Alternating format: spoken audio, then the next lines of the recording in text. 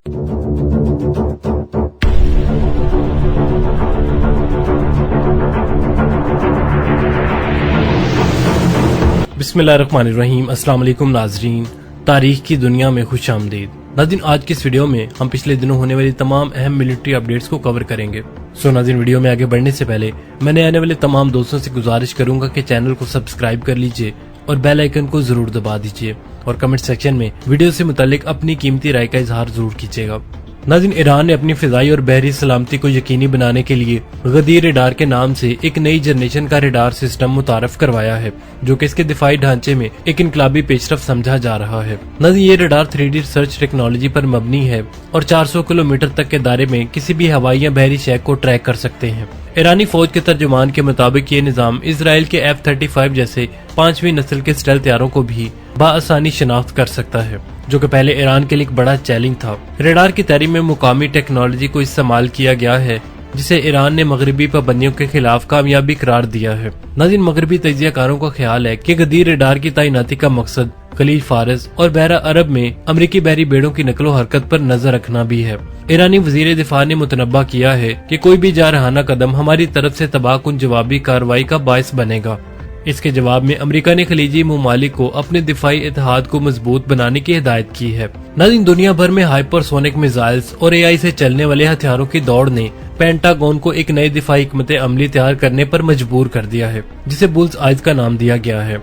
इस मंसूबे का बुनियादी मकसद दुश्मन के मिसाइल लॉन्चर्स, असला डिपोज और मवासलाती नेटवर्क्स को 15 सेकंड्स के अंदर निशाना बनाना है। ये टेक्नोलॉजी मसनूई जहानत, सैटेलाइट नेटवर्क्स और क्वांटम कंप्यूटर्स पर इन्हिसार करती है, जो कि हकीकी वक्त में डाटा इकट्ठा करके हदफ को तबाह कर सकती है। नाज़रीन, पेंटागन के एक ओहदेदार के मुताबिक चीन के DFZ और रूस के एवनगार्ड मिसाइल्स ने अमेरिका को इस टेक्नोलॉजी पर तेजी से काम करने पर मजबूर किया है।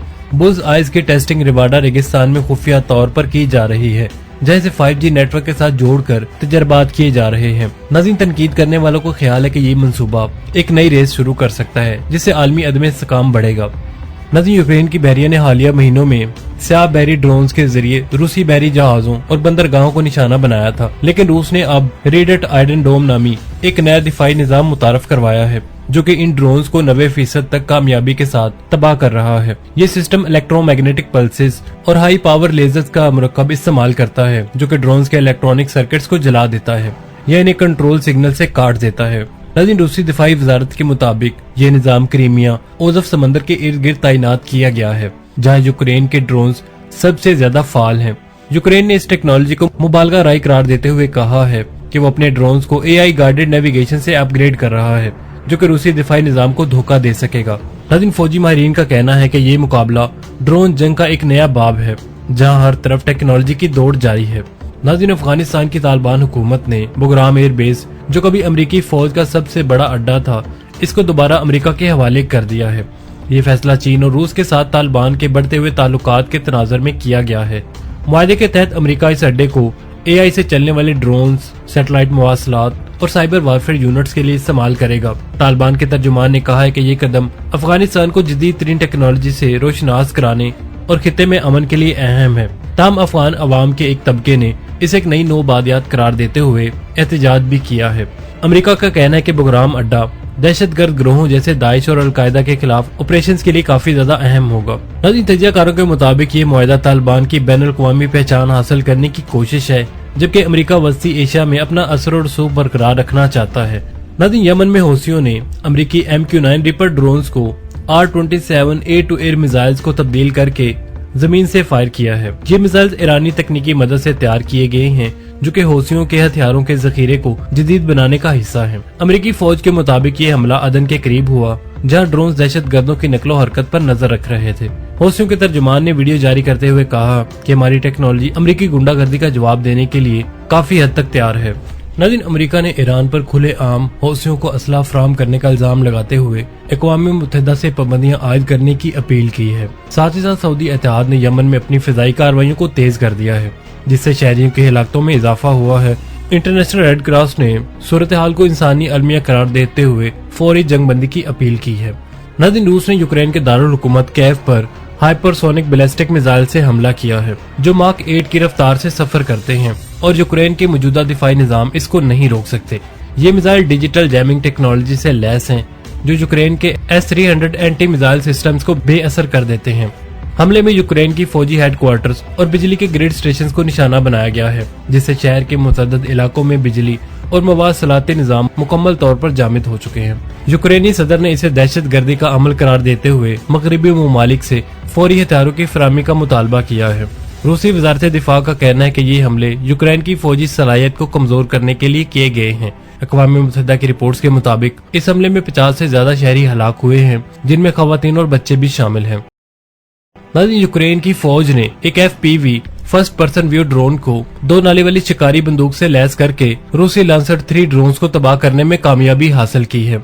ये ड्रोन 500 मीटर की दूरी से ही दुश्मन के UAVs को निशाना बनाता है और इसे ड्रोन हंटर का नाम दिया गया है। यूक्रेनी इंजीनियर्स ने इसे 3D प्रिंटेड पुर्जों से और सस्ती मार्केट टेक्नोलॉजी इस्तेमाल करके तैयार किया है, जिसकी लागत महज $500 तक है। ये ड्रोन रूसी ड्रोन्स को इनके प्रोपेलर्स या सेंसर्स को निशाना बना के तबाह करता है। रूसी फौज ने इसे गुरिल्ला जंग की चाल करार देते हुए कहा है कि वो अपने इन ड्रोन्स को मेटल चालों और शॉर्ट रेंज जैमर से महफूज बनाएंगे। फौजी माहिरीन के मुताबिक ये इजाद गैर मुतवाज़िन जंग की एक बेहतरीन मिसाल है, जहां छोटी टीम्स बड़ी फौजों को टेक्नोलॉजी के जरिए चैलेंज कर सकती हैं। हिंदुस्तान ने चीन के बढ़ते हुए फौजी दबाव का मुकाबला करने के लिए एक जेर जमीन जोहरी आबदोज किला अंडरग्राउंड न्यूक्लियर सबमरीन फोर्ट्रेस तामीर करने का फैसला किया है। ये मनसूबा खास तौर पर चिकन नेक कहलाने वाले हसास इलाके सिलीगुड़ी कॉरिडोर के नजदीक बनाया जाएगा, जो हिंदुस्तान के शुमाल मशरकी रियासतों को मुल्क के बाकी हिस्सों से जोड़ता है। इस इलाके को जुग्राफी तौर पर इंतहाई अहम समझा जाता है और चीन की जानिब से इस पर नजर रखने की कोशिश है और ये हिंदुस्तान की दिफाई प्लानिंग को मुतहरक कर रही है। नाज़रीन, रिपोर्ट के मुताबिक बांग्लादेश ने चीन को एक एयर बेस इस्तेमाल करने की पेशकश की है, जो किसी चिकन नेक से महज 100 किलोमीटर के फासले पर वाक़ है। ये कदम चीन को खिते में अपनी फौजी रसाई बढ़ाने का मौका देगी और जिसे हिंदुस्तान अपनी सलामती के लिए खतरा समझ रहा है। बांग्लादेश की जानिब से ये पेशकश चीन बांग्लादेश दिफाई तावन के तहत की गई है, जिसके तहत हिंदुस्तान ने खदशात का इजहार भी किया है।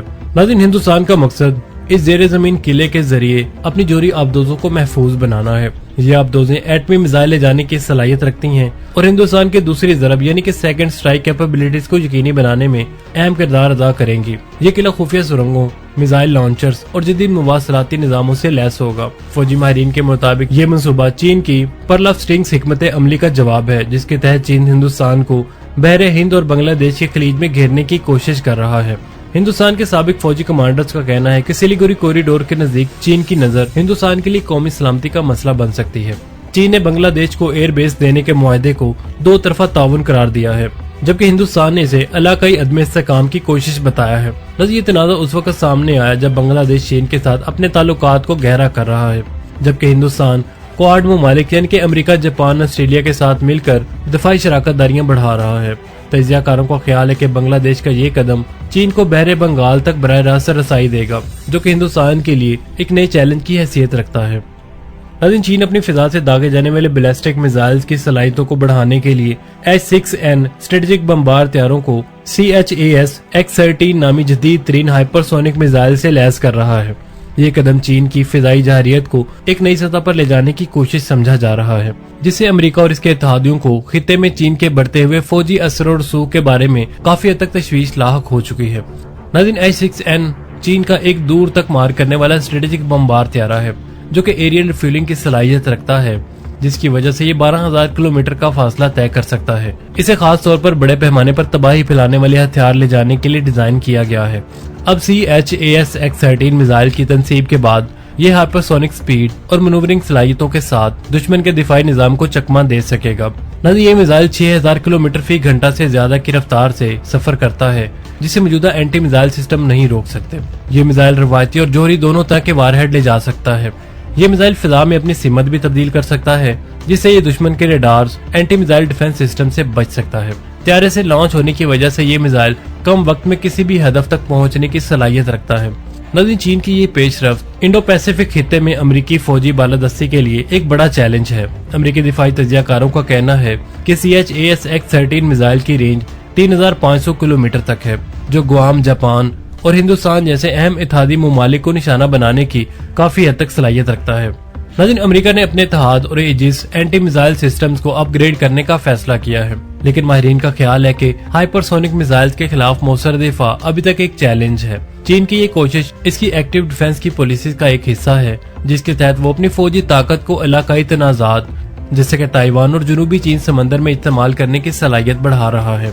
चीन की इस मूव पर बैनुल-अक़वामी रद्द-ए-अमल भी आया है। जापान ने अपने ASM-3 एंटीशिप मिसाइल की तैयारी को तेज कर दिया है। अमेरिका बहरुल-काहिल में B-21 स्टेल्थ बमबार तैयारों की तैनाती पर काम कर रहा है और भारत अपने अग्नि-6 मिसाइल प्रोग्राम को काफी हद तक तेज करने की मंसूबाबंदी कर रहा है। नाज़रीन, फौजी माहिरीन के मुताबिक चीन का ये कदम हथियारों की नई दौड़ को जन्म दे सकता है, जिसमें रूस, शुमाली कोरिया और ईरान जैसे ममालिक भी हाइपरसोनिक टेक्नोलॉजी पर तवज्जो मरकूज करेंगे। तो नाज़रीन, अब तक के लिए सिर्फ इतना ही। उम्मीद है आपको हमारी आज की ये वीडियो पसंद आई होगी। अगर वीडियो पसंद आई तो इसे लाइक और शेयर करने के साथ साथ कमेंट सेक्शन में अपनी कीमती राय का इजहार करना मत भूलिएगा।